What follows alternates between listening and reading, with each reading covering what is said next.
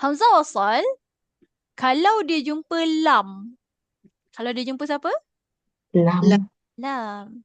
Kalau dia jumpa lam. Ini kita cerita kalau dia nak mula baca Kalau dia nak mula baca dengan hamzah wasal, sebelah dia ada huruf lam. Automatik hamzah wasal letak baris atas. Tak payah tanya dah kenapa. Okay, jawapan dia sebab ada lam. Okay, dapat? Baik. Okay, jadi sebab itulah bunyi dia Allah. Ataupun kalau kita nak cerita kenapa tu, sebab dia jadi kata nama khas.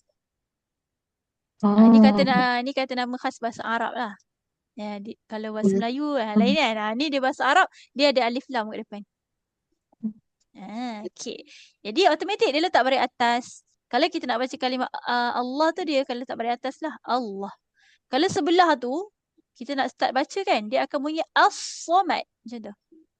As-Samad.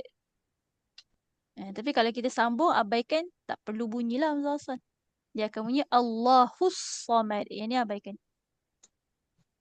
Okay. Hamzah wasal tu dia kita baca dia pada awal ayat saja kan? Pada awal ayat saja, betul?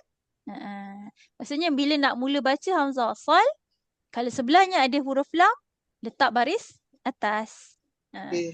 Sebab Al-Quran Rasam Osmani, dia dah selaraskan dah. Hamzah wasal dia tak ada letak baris, memang kosong macam tu.